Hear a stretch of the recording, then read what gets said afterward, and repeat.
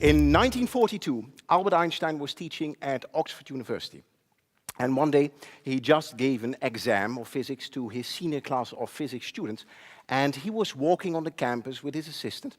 And all of a sudden, the assistant looked at Albert Einstein and said, Dr. Einstein, this exam which you just gave to the senior class of physics students, isn't that exactly the same exam you gave to exactly the same class 1 year ago? Yeah, said Albert Einstein, it's exactly the same. But Dr. Einstein, how could you possibly do that? The assistant said.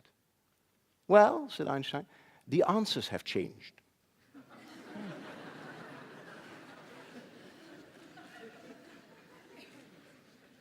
The answers have changed.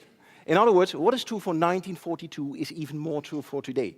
We live in a world where the questions might be the same, but the answers have changed. In other words, what has got you here will no longer get you there. And if you want to have results that you've never had before, well, you need to start doing things you've never done before. Now, the key question for today is, of course, is there a method to the madness?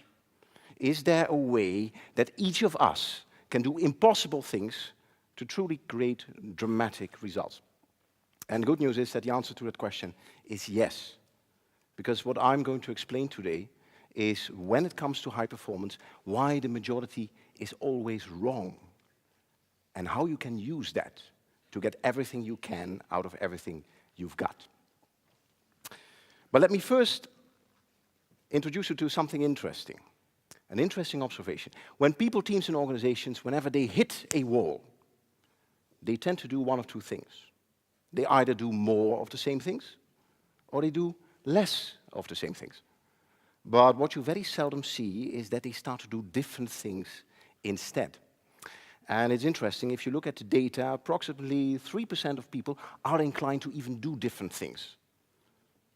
And the remaining 97% continues to smash into the wall, like some kind of crazy energy bunny on steroids. And why is that? Why is that? And to understand what is going on here, we need to ask ourselves another question. And the question we need to ask ourselves is, what is the purpose of thinking? What is the purpose of thinking? Now, if you ask that question to a brain scientist, the brain scientist will say, well, the purpose of thinking is to stop thinking. The purpose of thinking is to stop thinking. Now, what does she mean by that? Well, here's the thing. Thinking is a high energy activity. It takes a lot of energy to think. So whenever we think, we try to think as short as possible, and then we return to automatic pilot. Over 95% of our life, we run on automatic pilot. For example, if you've ever driven a car and then you realize, whoa, what did I do in the past half an hour? That's your brain on automatic pilot. Yeah? Another example, many of you right now are listening to me on automatic pilot. And I know who you are. Yeah. Now, here's the thing. If your brain is an automatic pilot, this leads to what the scientists call mental myopia, also known as tunnel vision. And if you have tunnel vision, that's a bit of a problem, because it confuses people about their own performance. And this is the reason that many people go through life acting like a mediocre race car driver who sits in his car, looks in his rearview mirror, sees his competition, and is so far behind that they think they are first. Yeah.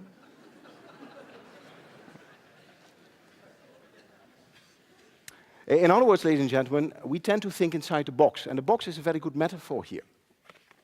So let me draw a box.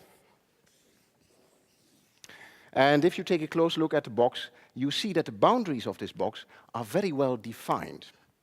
So we think inside defined boundaries. I'll give you an example. One boundary is a legal boundary, and we think within the legal framework. I'll give you an example. Very few of you would think of stealing the wallet of the person next to you in order to fund your next cool startup. Yeah? At least that's what I hope. So we think in legal boundaries, but there are other boundaries as well. We think in technological boundaries, we think in physical boundaries, but we also think in moral boundaries. And this is why we think inside the box. At least, that's what we think.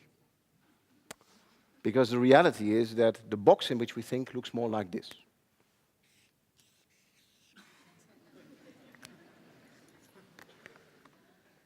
Now, for those of you in the back who cannot see it, the reason is this is a very small box.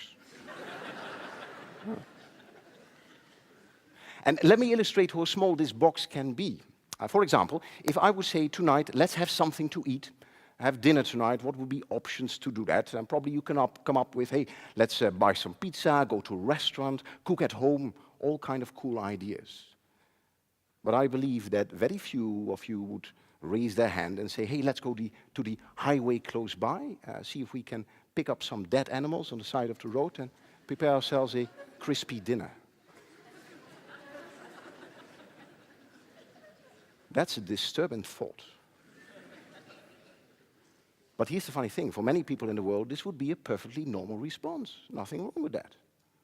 Yeah, so what it shows is that the box in which we think is actually very, very small. And if you take a closer look at your industry or professional field, you also think inside a very small box. And the boundaries of this box, they are called industry standards or industry norms. For example, if you are in the restaurant business, then the industry standard is that people come to your establishment, they eat, and then they pay. That's the standard. That's how everyone is doing it. Another example, if you are in the banking business, this norm is that people give you money, you say thank you very much, and you give the money to someone else. I mean, that's banking. So those are standards, those are norms in the industry or professional field. But this is what you need to know. The word norm is an abbreviation for normal. In other words, if you do what everyone else is doing, you get the results that everyone else is getting, and those are normal results. And the thing is, what we are after today are extraordinary results. Yeah? So the key question is, of course, how can you kick yourself out the box? Out this very small box of your industry and professional field and move to the happy place where cool innovation happens. Yeah, how can you do that? Now, let me introduce you the curious case of the London taxi drivers. If you want to become a taxi driver in London, you need to know the entire city by heart. And this is called the knowledge. And you can imagine it takes years to get the knowledge in your head. And that's a bit of a problem if you want to rapidly expand your taxi business. So they ask themselves a question. How can we rapidly expand our taxi business while at the same time employing taxi drivers who do not know anything about the city of London? And then they came up with a very ingenious solution. What he said is, well, actually, then we make two kinds of taxis. One is a normal taxi, and the other taxi has a big sign on it which says, the driver of this vehicle does not know anything about the city of London, but loves to get directions from you.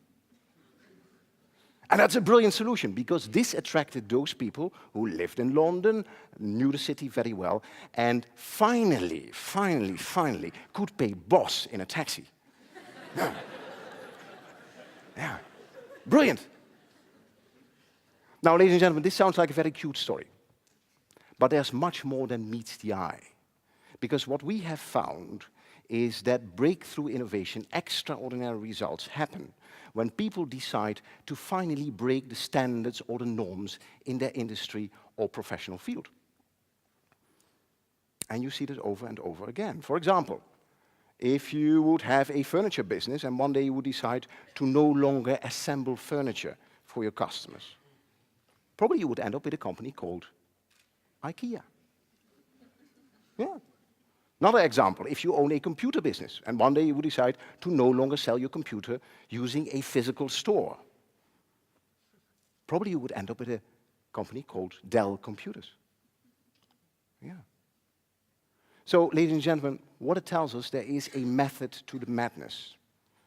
And by understanding that the majority is always wrong when it comes to high performance, finally you have the opportunity to quit fixing things and move to massive innovation instead. Ladies and gentlemen, the Roman Emperor Marcus Aurelius once said that the object of life is not to side with the majority.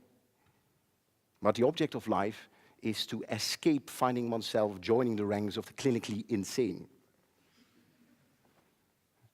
If you do what everyone else is doing, you're not distinguishing yourself and you're probably stuck. And this is why, when it comes to high performance, the majority is always wrong. This is what we know. We know that 3% of people are able to achieve extraordinary results. And each of you can become part of those 3% by deciding as of today to break your industry standards and to break your industry norms. The alternative, of course, is that you become part of the 97% who in the end works for those 3%. And as of today, that choice is completely yours. Thank you very much.